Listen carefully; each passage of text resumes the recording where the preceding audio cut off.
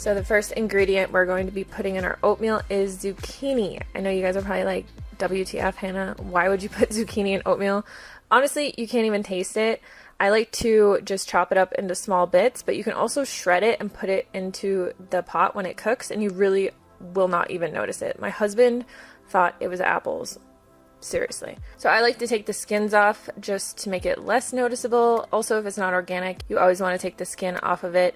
Chop the ends off, and then I just chop this into quarters, like really small little bits, just like this. But as I said, you can shred this and you really won't notice it, or you can chop it into even smaller bits, which I kind of wish that I did, but I didn't do that this time.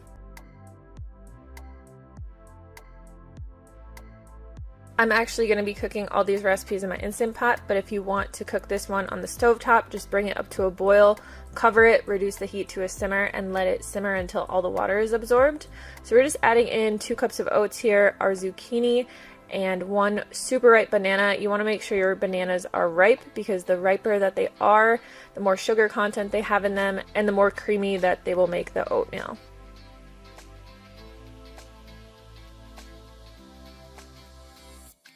Then we're going to be adding in a teaspoon of cinnamon for some flavor, and also 1 teaspoon of vanilla extract. You can get really creative with this and add in like cocoa powder or any other kind of flavorings that you like.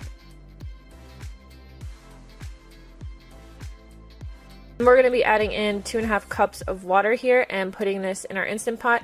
We're going to be cooking this on manual, high pressure, sealed for 2 minutes. Once it's done cooking, you want to make sure that you let the pressure naturally release, so it actually will cook for about 15 minutes. My Instant Pot was having trouble this day and it didn't come up to pressure for the first 2 recipes, so I actually had to cook this many times, and it never actually made the zucchini soft just because it didn't come up to pressure and cook it well enough, and that just seems to happen every time I make a recipe video for you guys. And we're going to be adding in 2 cups of berries. These were frozen berries that I had, which just helps it cool down really easily, but you can add fresh berries or whatever kind of other fruit that you like just to sweeten it a bit.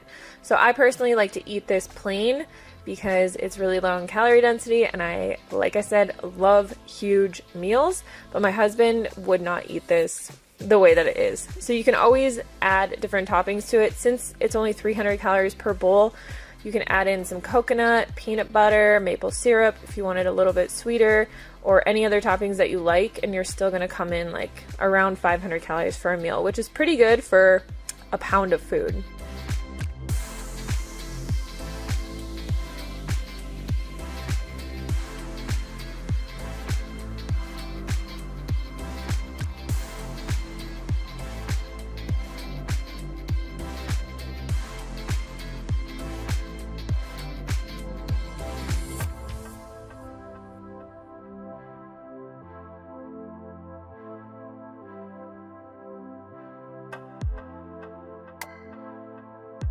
I actually made this lentil soup a few weeks ago, and it's quickly become one of my favorite recipes. I just really apparently like things with lentils. So we're just going to put our Instant Pot on saute. If you're doing this in a pan, just put a nonstick pan over medium heat, and we're going to add in 4 cloves of crushed minced garlic, a tiny bit of water. So I usually add 1 to 2 tablespoons of water, and then we're going to be adding in an entire onion that we chopped up as well. We're just going to cook this for about 5 or 8 minutes. You want to just let it release some of the natural fragrances, and then I like to add better than bouillon to pretty much everything I cook because it's super easy and it's just like a concentrated bouillon.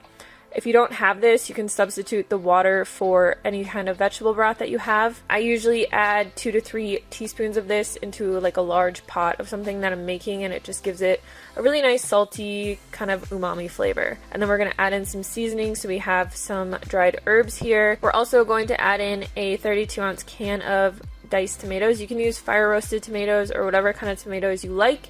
You could also just use like plain strained tomatoes. We're going to add in a cup of lentils.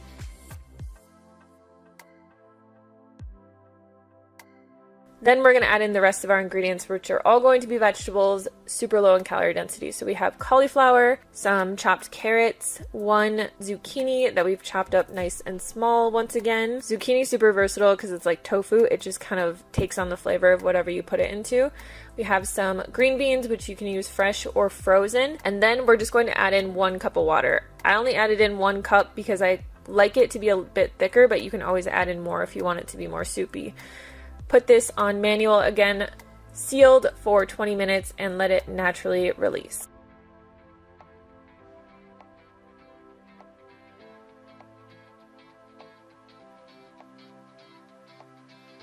This soup is really delicious on its own. It has a lot of good flavor in there.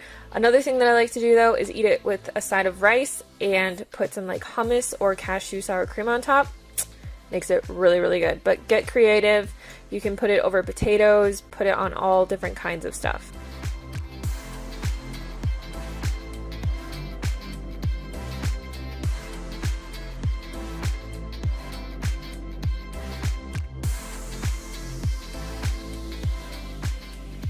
For these cauliflower mashed potatoes, we're going to put about 2 to 3 inches of water in the bottom of our Instant Pot and add a steamer tray.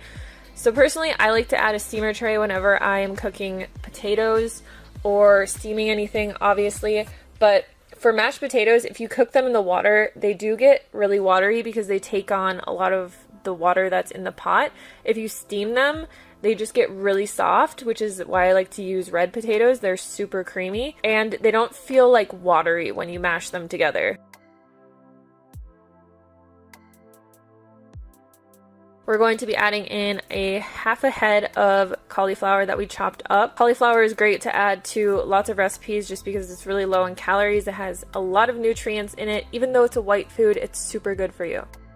Put the top on manual pressure once again and steam these for 10 minutes and let them naturally release.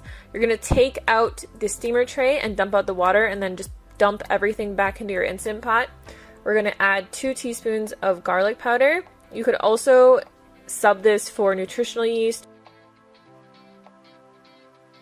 We're going to add in the juice of 1 lemon and then half a cup of organic non-sweetened soy milk.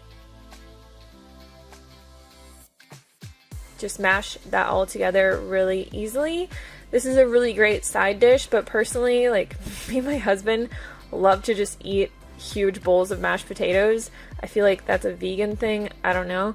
But before I went vegan, I would never just eat like plates of mashed potatoes by themselves, even though I've always loved mashed potatoes. Long story short, you can use this as a side dish, you can eat it as a main meal, you can use it however you want, but these are really, really creamy, really filling, and again, super yummy. Please don't forget to like, subscribe and click on the notification bell icon to get the most updated videos.